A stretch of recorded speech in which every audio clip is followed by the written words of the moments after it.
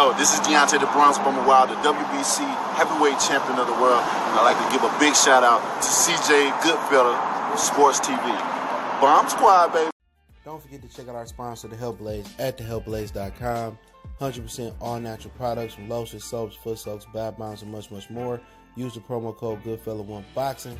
Tell them your boy CJ Goodfella sent you, get 18% off. We out. All right, man. Jermall Charlo could be looking bad out in these streets. Oscar De La Hoya said that Jermall Charlo turned down a lucrative deal to fight Canelo last year.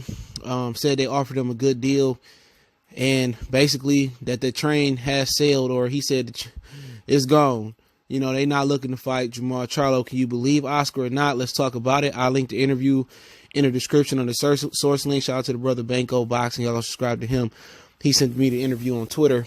But yeah, make sure you hit that subscribe button, bell icon button, share the video. So De La Hoya basically said they sent him an offer. Now, there was a rumor going out there that they were paying Charlo step aside money when he was an interim champion. Charlo said that wasn't true.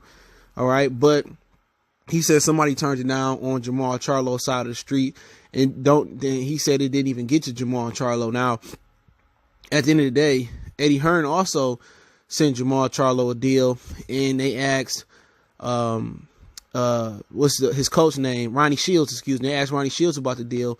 He said the same thing Danny Garcia deal. It ain't no deal unless they talk to Al Heyman. All right, so obviously Oscar De La Hoya must have went straight to the plug and asked Al Heyman, and Al Heyman said no, or he priced Jermall Charlo out. And basically, it's the same thing happened with Derevchenko. All right, Derevchenko was in negotiations with Canelo, and then went to Golovkin and got more money than he was going to get for Canelo. So it's a point where maybe Oscar De La Hoya thought it was a lucrative offer and it wasn't a good deal.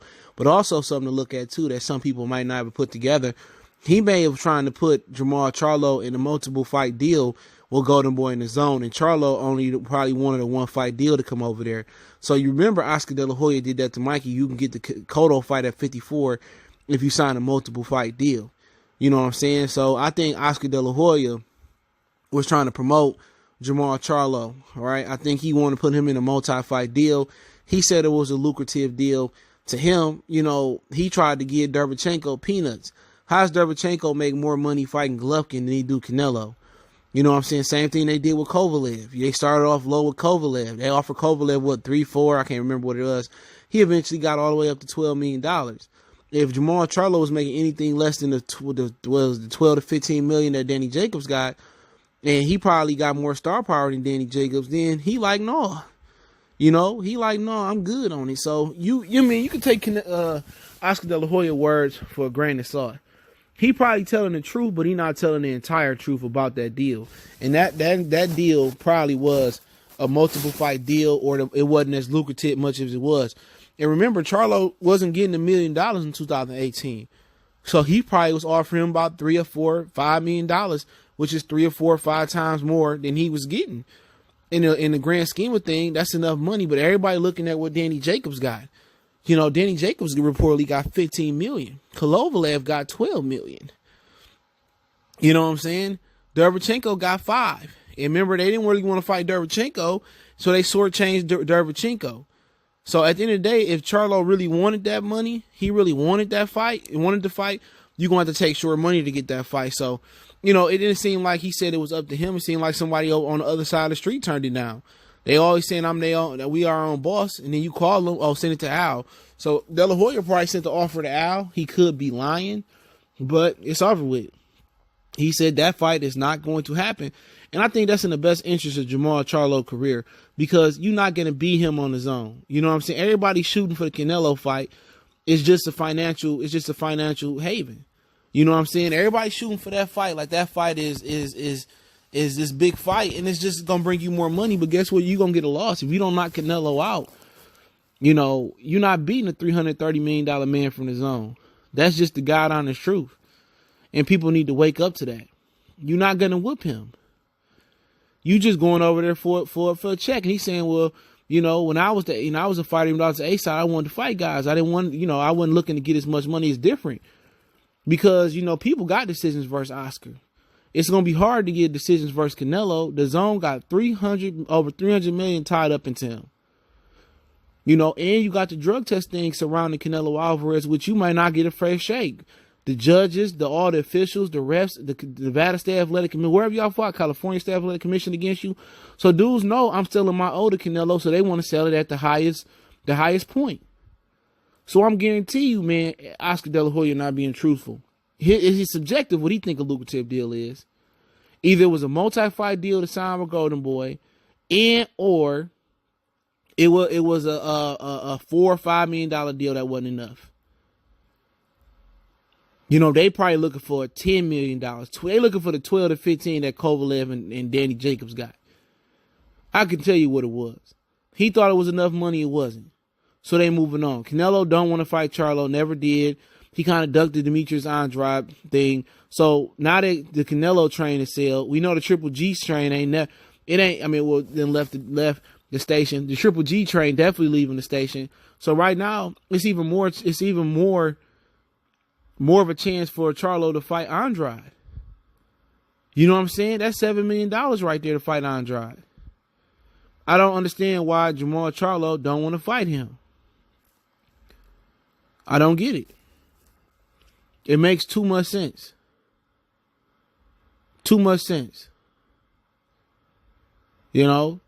But if you don't want to fight Jermall Charlo, Canelo not fighting him, and people going to say, well, Canelo dropped his belt. Yeah, Canelo never wanted to fight. It's subjective what he think a lucrative deal is. If Charlo, the most Charlo made is one, and he say $2 or $2.5 million, that's what he think a lucrative deal is. If they wanted a 1-fight deal, he only offered a 3-fight deal, that's what he think it is. He could be lying altogether. They could be like, we never heard from him. You know what I'm saying? And Jermall, like, I don't know what he's talking about, but Al Heyman is pulling strings behind the scenes anyway. He not going to sell Jermall Charlo off when he about to have a division.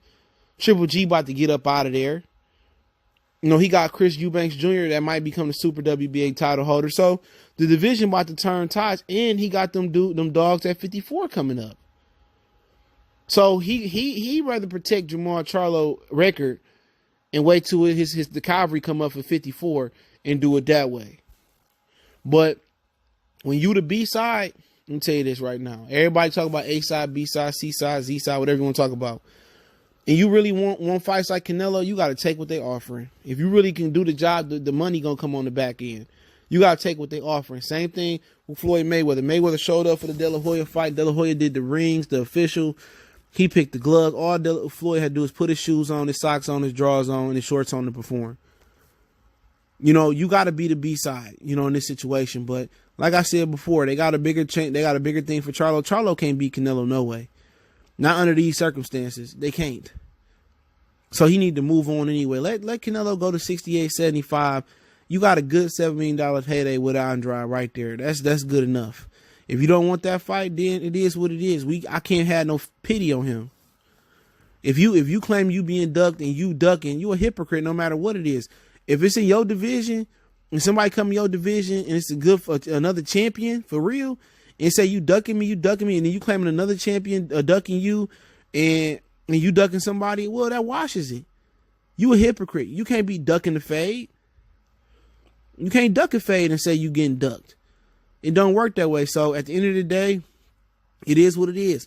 He getting good money for subpar competition, and he was getting beat by some of those guys, Korobov and Austin Trout. Some of them dudes he had trouble with. You know, so if he having a problem with Austin Trout and Korobov, you know what I'm saying? When he gonna have a problem with Canelo? He need to leave Canelo alone.